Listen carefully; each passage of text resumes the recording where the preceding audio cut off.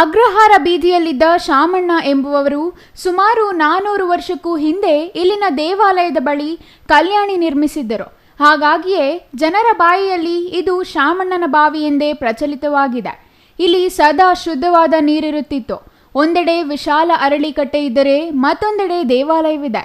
ವಿಷ್ಣು ಮತ್ತು ಶಿವ ಒಂದೆಡೆ ಎಲ್ಲೂ ಕಾಣಸಿಗರು.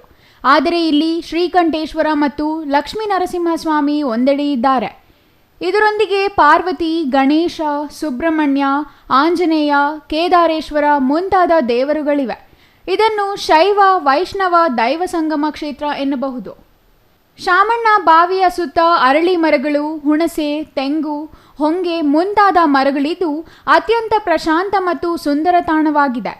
ಹಿಂದೂ ಪಂಚಾಂಗದ ಪ್ರಕಾರ ಪ್ರತಿ ವರ್ಷ ವೈಶಾಖ ಮಾಸದ ಶುಕ್ಲ ಪಕ್ಷದ ಚತುರ್ದಶಿಯ ದಿನದಂದು ನರಸಿಂಹ ಜಯಂತಿಯನ್ನು ಆಚರಿಸಲಾಗುತ್ತದೆ. ಈ ದಿನ ಶ್ರೀ ವಿಷ್ಣು ತನ್ನ ಭಕ್ತ ಪ್ರಹ್ಲಾದವನ್ನು ತಂದೆ ಹಿರಣ್ಯಕಶ್ಯಪುವಿನಿಂದ ರಕ್ಷಿಸಲು ನರಸಿಂಹಸ್ವಾಮಿಯ ಅವತಾರದಲ್ಲಿ ಬಂದ ದಿನ ಎಂದು ನಂಬಲಾಗಿದೆ. ಆದ್ದರಿಂದ ಪ್ರತಿ ವರ್ಷ ಈ ದಿನವನ್ನು ನರಸಿಂಹ ಜಯಂತಿಯನ್ನಾಗಿ ಆಚರಿಸುತ್ತಾ ಬರಲಾಗಿದೆ ಎಂದು ಅರ್ಚಕ ನಾಗರಾಜ ಶಾಸ್ತ್ರಿ ತಿಳಿಸಿದರು. ಮತ್ತು ಸುಬ್ರಹ್ಮಣ್ಯ, ಸೂರ್ಯನಾರಾಯಣ, ಗಿರಿಜಾ, ಶ್ರೀಕಂಠೇಶ್ವರ, ಚೆನ್ನಕೇಶವ ಮತ್ತು ವೀರಾಂಜನೇಯ ಸ್ವಾಮಿ ಮೊದಲುಗೊಂಡು ಲಕ್ಷ್ಮೀ ನರಸಿಂಹಸ್ವಾಮಿಗೆ ಪಂಚಾಮೃತಾಭಿಷೇಕ ಆಗಿದೆ.